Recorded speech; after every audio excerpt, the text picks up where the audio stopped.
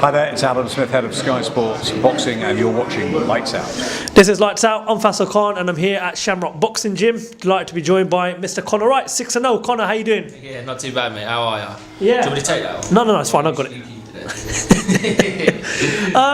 So listen, let's just talk a bit about 2018. Yeah. 5 fights, 5 wins. Looking back on 2018, what is it that you think you learnt most? Do you know what? It was the transition from the amateurs to the pros. That's what I learned. You learn to slow yourself down, learn to sit on your shots a bit more, and just learning how the game works. Really, like learning your body, learning the camps, going through the camp.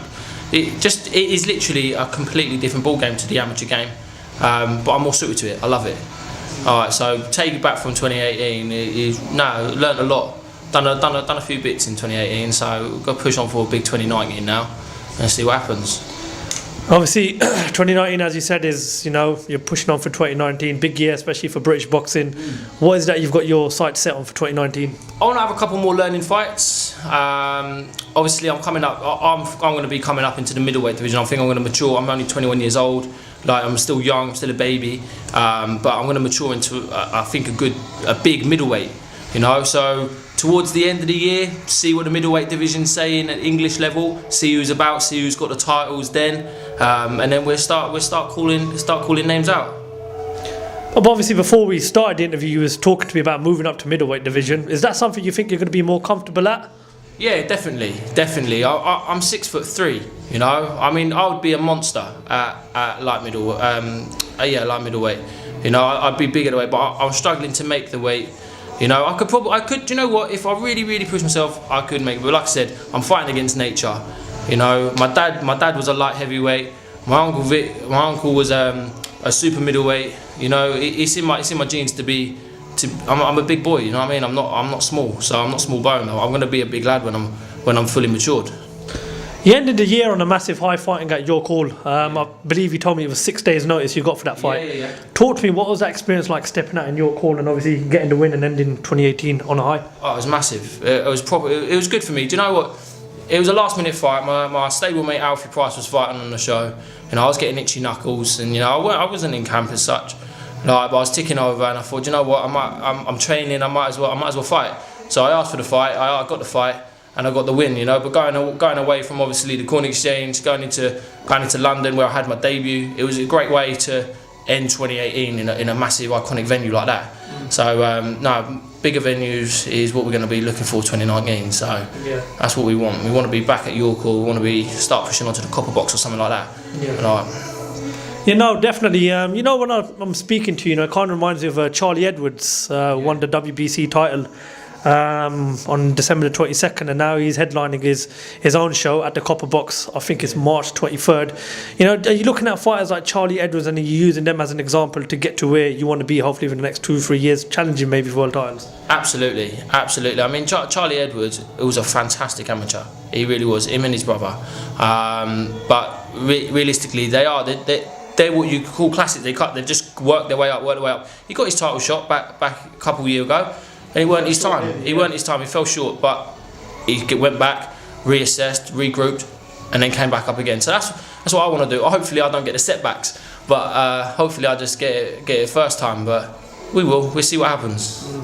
And obviously, you said you want to perhaps maybe move up to middleweight. Looking at that division right now, British-wise, if you look at elite level, you've got Billy Joe Saunders, and then if you move it down a notch, you've got fighters like Linus Adolfo is going for the Southern Area title in a few weeks. You've got Liam Williams, who's the British champion, who's taking on Joe Mullender in a few weeks. At what stage will you be thinking perhaps Southern Area and British and maybe English title? What area? At what stage in your career will you be hoping to challenge for the British outright? I think by the end of the year. Let's see who's got the title by the end of the year. I mean, like I said, I'm turning 22 this year. I'm still only 21, and like I said to you just a minute ago, I'm still growing. By the end of the year, I'm gonna be a big middleweight. I'm in the gym all the time. I'm getting bigger and bigger and bigger. And watch, by the end of the year, I will be calling out someone for a title. Let's move you up to now world level. Danny Jacobs will take on Canelo Alvarez in a few couple of months' time. That's a massive fight. It's a unification fight. Predictions for that fight, and tell me what you've made of Canelo of last year, what he done with Golovkin, and of course beating Rocky Field in the way he did, who would you have going into that fight as the favourite? Yeah, I think last time we spoke, you asked me about Rocky Field, and then I backed Rocky, but he fell short. It wasn't his time, but he'll get it again. There's no harm, there's no shame in losing to a fight like Canelo right now. I can't see Daniel Jacobs beating Canelo Alvarez. You know, he's a fantastic boxer, but honestly, I think Canelo Alvarez he's just a different breed, mate. He's cut from a different cloth. You know, so how do I think I think it'll be a late stoppage, to be honest with you. I'd be surprised if it goes to distance, to be honest with you. Do you believe that Billy Joe Saunders, if he can win his title back off of Andrade, because we know it's likely to be announced at any stage, you know, in the next couple of weeks, do you believe that outside of the champions, Billy Joe Saunders is the most likely fighter to maybe challenge the likes, maybe not challenge, but beat the likes of Canelo, you know, Danny Jacobs and Andrade? Do you think Billy Joe Saunders has still got what it takes despite what happened to him last year? I watched Billy Joe Saunders as an amateur, and I've watched him go to pro. My coach Sab, he trained him as an amateur, and I'm a fan of Billy Joe Saunders. He's southpaw. He's a bit like myself, so I look up to him. You know, I think he is the best fighter, best middleweight out there, and he'd be the one to beat Canelo Alvarez. He would play games with Golovkin. He would box Golovkin all over the place. Danny Jacobs would be a good fight. Yeah, that would be a good fight, really. But no, I think he's set above the rest. Him and Alvarez would be that. His styles make the fight. Do you know what I mean? But I think he'd outbox him. I think he's too clever when he's switched on. You know, obviously, when you look at Billy Joe Saunders, I agree with yourself. You know, he's a fantastic fighter. You know, as an amateur, he done what he did, and as a professional, you know, watching that fight over with David Lemieux, how well he fought, it's, you know, it was a boxing lesson, wasn't it? It was a boxing lesson, and you know, it was a boxing schooling. And it's a shame because Billy Joe Saunders is a great fighter, but just outside the ring is where he lets himself down. If Billy Joe Saunders can sort himself outside the ring, when do you expect to see him as world champion again, and perhaps maybe even the king of the middleweight division? Don't know. Give him a warm up fight. Don't know. The rumours are that he'll take on Andrade within, I don't know, in the next couple of months for the world title. That is the next fight the WBO are going to make. They're going to sanction it. He beats him. Tell you what, with Billy Joe Saunders, he can leave the gym and he can live the life of a superstar. You will see it on his social media. He lives the life of a superstar. He eats what he wants, he drinks what he wants. But when he's in that gym, mate, he is very, very dedicated. And honestly, I think when he's in the gym, I don't think there's not many people out there that beat him. So you have Billy Joe Saunders as the best middleweight in the division right now? Yeah, to be honest, yeah, I do. I love him. He's a southpaw. You know, it's just I love his style. I love his style of boxing. It's my cup of tea. You know what I mean? Everything he does, I want to do. You know, if not, I want to do it better. You know what I mean? So no, he's a good boy. He's a good old man as well. It's not been long since you've left the amateur scene. Reading up a couple of months ago that the International Olympic Committee are looking to stop the, you know, boxing as a sport in the Olympics. How damaging will that be for the up and coming amateurs who are looking to get into the professional game, maybe even sticking at amateur after the Olympics? How damaging do you think that would be if the IOC? No.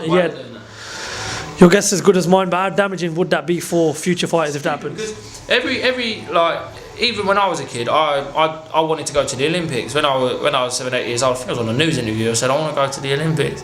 Everyone does. Every boxer dreams of going to the Olympics. I didn't get there, but the boys out there who are literally that close to getting there. You know, they win everything, and I think it takes away. What are you boxing for then? You only going to international tournaments, but it takes away the biggest competition there is in amateur boxing. But no point, you might as well turn over and get paid for it.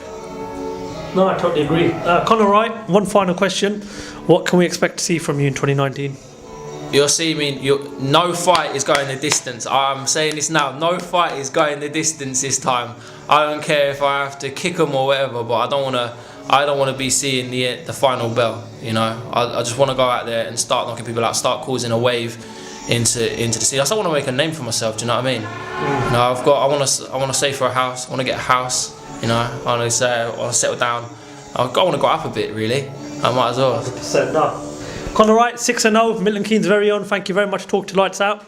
And can I say a big thank you to my sponsors, Signature Homes, City Plumbing. Thank you so much for all your help, and honestly I wouldn't be able to do it without you. And thank you to my employers, Thomas Conley, because like I said, they give me a lot of time off, whereas so I can go and do my training, and obviously I can start winning titles at the end of the year. So massive thanks to all my sponsors. You know who you are. Thanks. Conor, right, thank you for talking to Lights Out. No worries. Nice to see you.